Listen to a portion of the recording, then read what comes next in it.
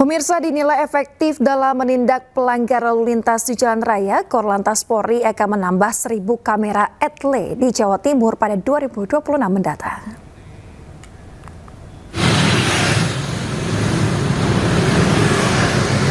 Jawa Timur tercatat masuk dalam 3 besar angka kecelakaan terbesar di Indonesia.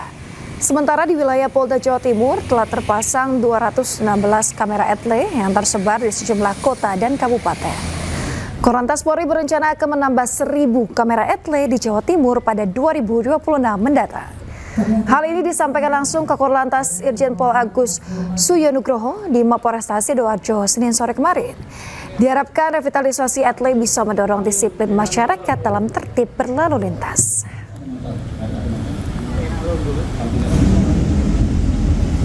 Etle sudah berjalan dengan baik, nanti akan kita sempurnakan. Kalau jumlahnya baru 216, nanti akan kita tambah lagi di 2026, minimal nanti ada 1.000. Sehingga harapan kami dengan adanya etle, penegakan hukum dengan lompatan digital ini tentunya akan mengurangi peristiwa kecelakaan. Jadi masyarakat akan disiplin pribadi, masyarakat akan. Kejaksaan Agung serahkan uang sitaan korupsi CPO 13 triliun rupiah.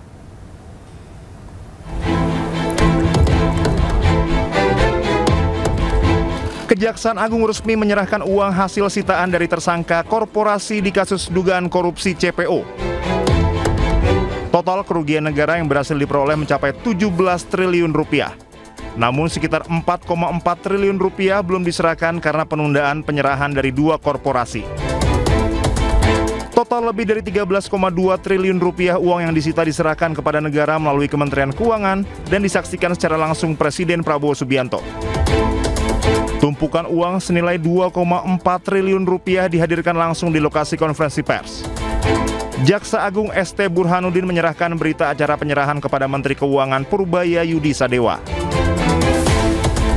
Penyerahan uang pengganti dari kejaksaan kepada pemerintah diapresiasi Presiden Prabowo Subianto. Terlalu banyak ya, pejabat yang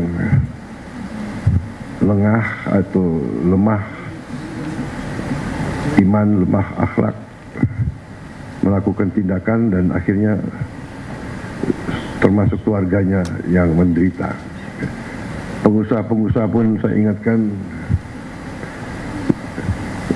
dunia semakin sempit, bumi semakin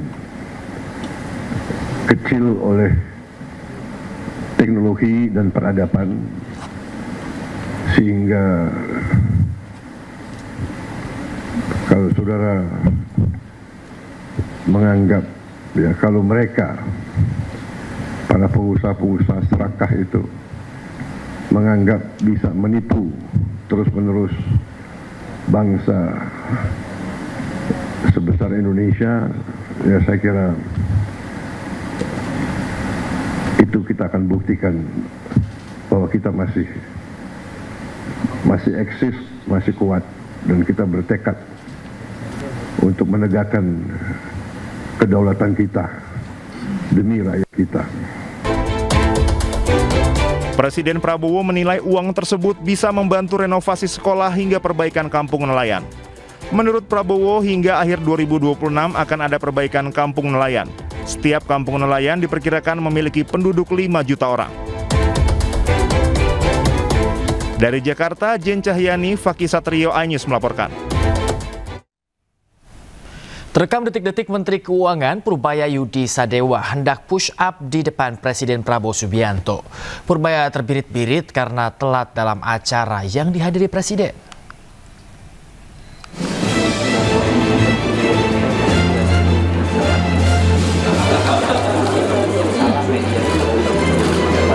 Ada kejadian menarik saat penyerahan barang bukti korupsi di Gedung Kejaksaan Agung Jakarta Senin pagi.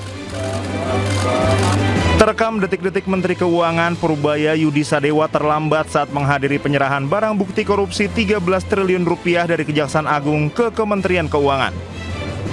Awalnya Presiden Prabowo Subianto sudah tiba terlebih dahulu bersama dengan Jaksa Agung ST Burhanuddin. Prabowo berbincang dengan Jaksa Agung di hadapan setumpuk uang yang merupakan hasil pengungkapan kasus korupsi. Selang beberapa menit kemudian, Menteri Keuangan Purbaya Yudi Sadewa datang tergopoh-gopoh menghampiri Prabowo. Purbaya kemudian memberi salam hormat kepada kepala negara. Gestur Purbaya pun terlihat membungkuk seperti orang meminta maaf. Kemudian Purbaya hendak melakukan push up, namun hal itu dibatalkannya setelah Presiden Prabowo menepuk bahunya. Jadi kita akan lihat ke depan seperti apa. Itu mungkin di atas itu kita akan pertimbangkan kalau pertumbuhan kita udah stabil di atas 6%. Mungkin juga kalau udah tumbuh di atas 6 saya nggak perlu lagi itu. Karena pajaknya kan naik kencang. Jadi kita lihat dulu seperti apa perkembangannya ke depan. Pak, tadi aku di kisaran yang terlalu tadi hampir disuruh push up gue tuh. Push up kamu, waduh, gue udah mau gini. Nanti terlambat lagi ya. Bapak kemarin kan bilang mau melakukan penangkapan besar-besaran Pak, itu sama oknum bea cukai dan pajak Pak. Nanti hari Jumat kita update hari Jumat ya. Purbaya pun kemudian mengikuti kegiatan penyerahan uang pengganti kerugian negara senilai lebih dari 13,2 triliun rupiah. Uang tersebut didapat dari pengungkapan kasus korupsi dalam perkara tindak pidana korupsi pemberian fasilitas ekspor crude palm oil atau CPO dan turunannya. Tim Liputan Anyis melaporkan. Pemirsa, Senin siang, Presiden Prabowo Subianto menggelar sidang Kabinet Paripurna. Presiden apresiasi para menteri karena banyak program telah penuhi target.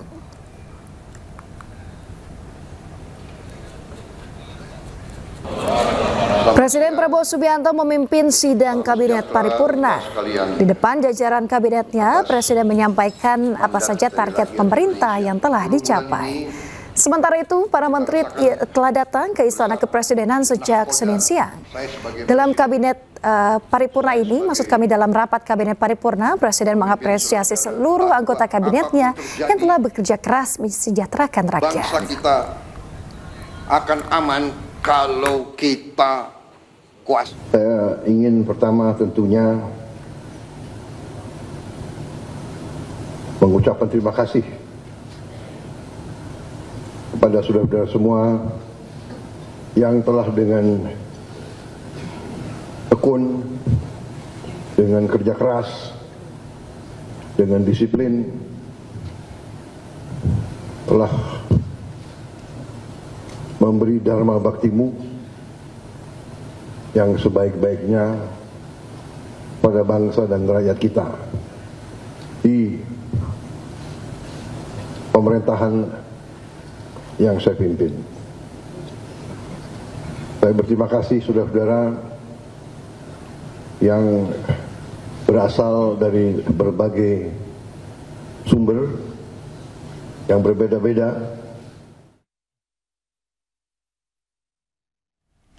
1 tahun menjabat sebagai presiden, Prabowo telah merombak kabinetnya sebanyak 3 kali. Total 6 menteri telah ia ganti. Bahwa saya dalam menjalankan tugas jabatan akan Bismillahirrahmanirrahim. Demi Allah, saya bersumpah. Prabowo Subianto dan Gibran Rakabuming Raka dilantik menjadi presiden dan wakil presiden pada 20 Oktober 2024. Usai pelantikan, Presiden Prabowo membentuk kabinet yang diberi nama Kabinet Merah Putih. Total ada 48 menteri, 5 kepala badan, serta 59 wakil menteri.